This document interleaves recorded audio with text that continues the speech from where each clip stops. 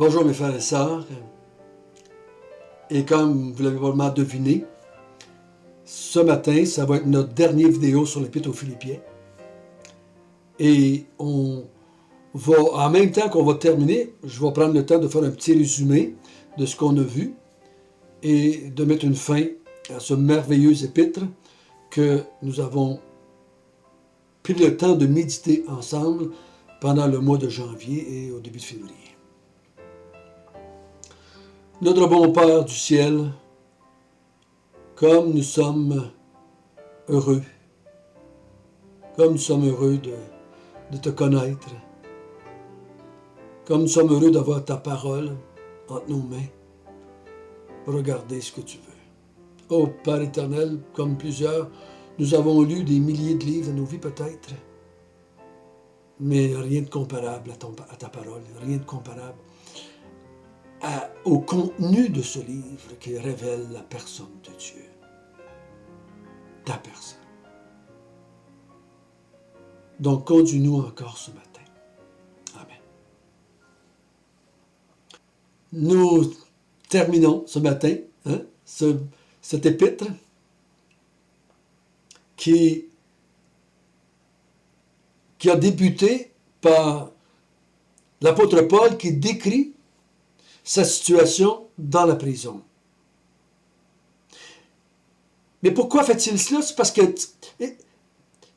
Épaphrodite était arrivé avec des dons et des nouvelles de l'église de Philippe, que Paul connaît très bien, vu que c'est lui qui l'a commencé.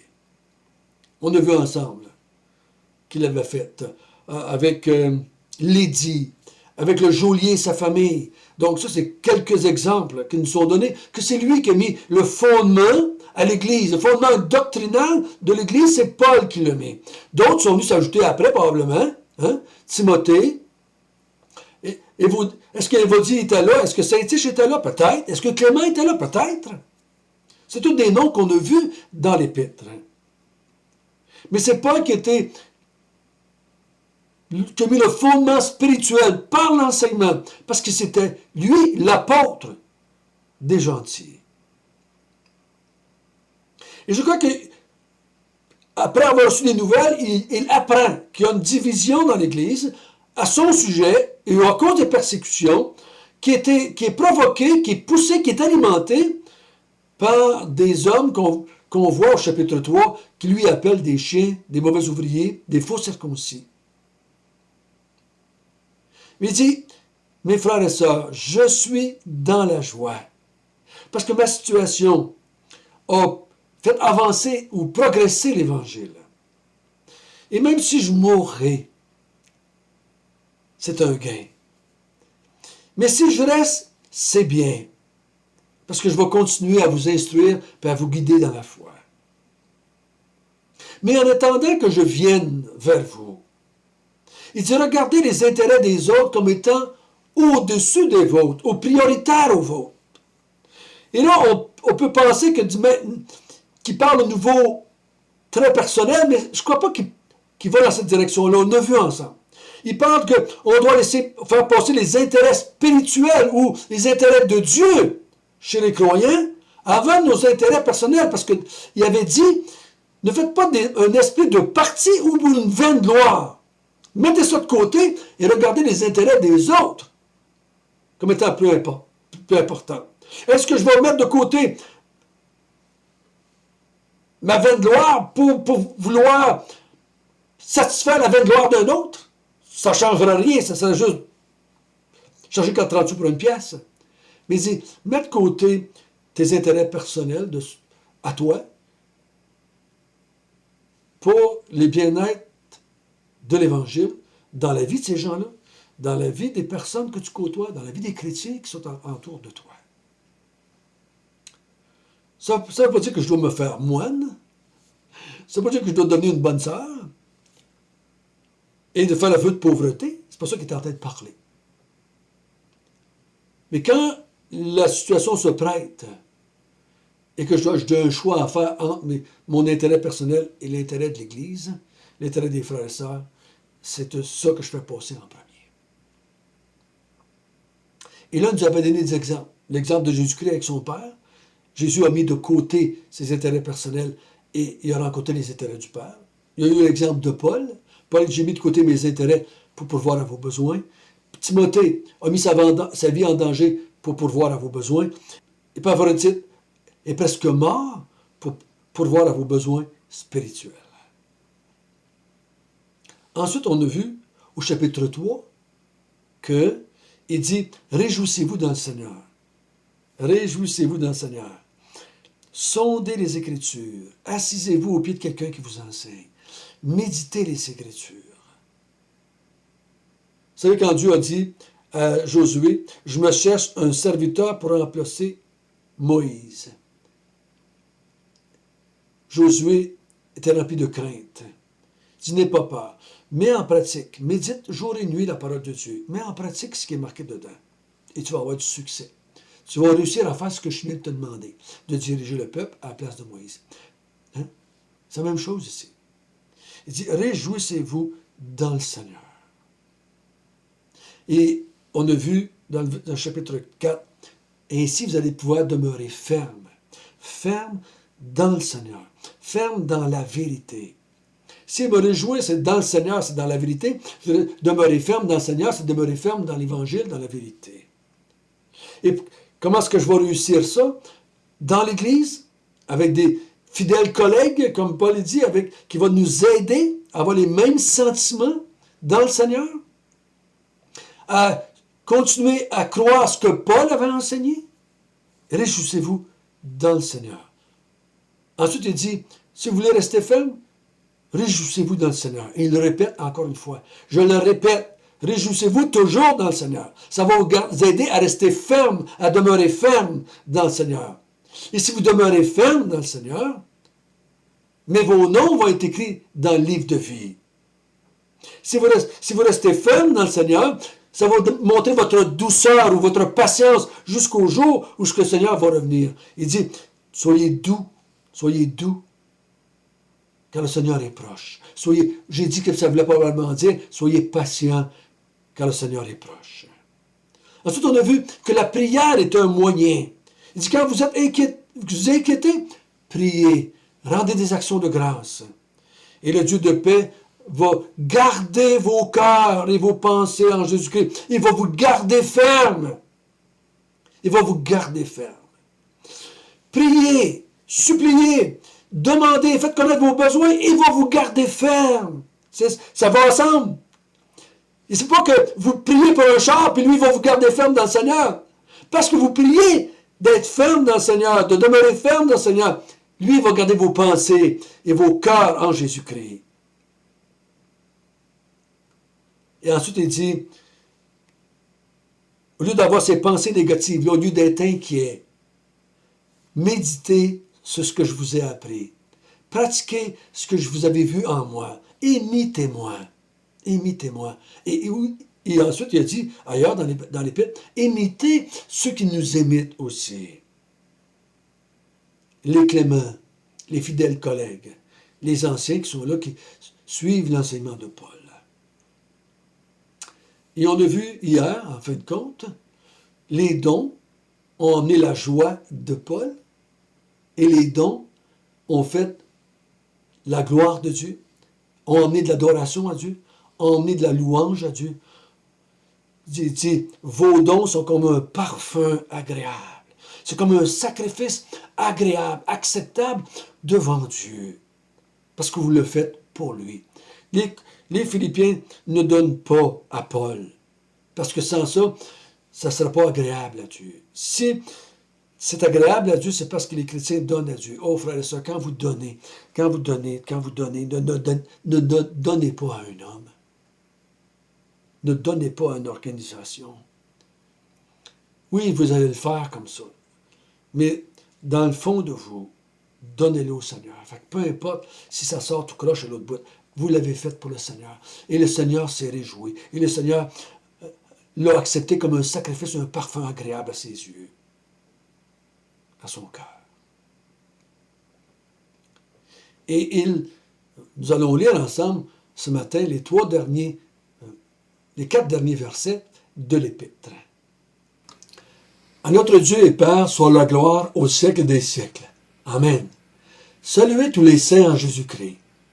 Les frères qui sont avec moi vous saluent. Tous les saints vous saluent, et principalement ceux de la maison de César. Que la grâce du Seigneur Jésus-Christ soit avec votre esprit. Il met une fin à ce qu'il vient de dire dans quatre chapitres. Et il termine ça d'une façon magistrale en disant « À notre Dieu et Père, soit la gloire au siècle des siècles. Amen. » Il dit « Tout ce que je vous ai dit, tout ce que j'ai fait, tout ce que je suis en train de faire, que ce soit dans la mission, que ce soit en prison, que ce soit dans les palais, que ce soit dans les... Peu importe, tout ce qui est fait, tout ce que vous allez faire, c'est pour la gloire de Dieu. » C'est important. C'est important. C'est la seule chose. Si ça ne fait pas la gloire de Dieu, ça fait la gloire de quelqu'un d'autre. Et si ça fait la gloire de quelqu'un d'autre, c'est péché. Et les chrétiens réussissent à faire ça pour la gloire de Dieu seulement parce qu'ils ont l'Esprit de Dieu en eux. Seulement parce qu'ils ont été régénérés.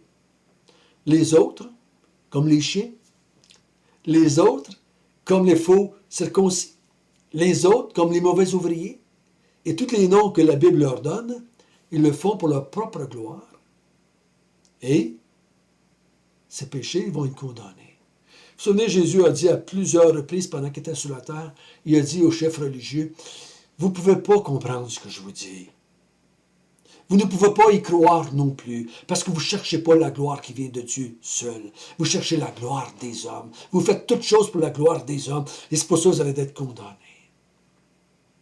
Mais si vous chercherez la gloire de Dieu, vous comprendrez qui je suis, et vous donneriez gloire à Dieu pour moi. »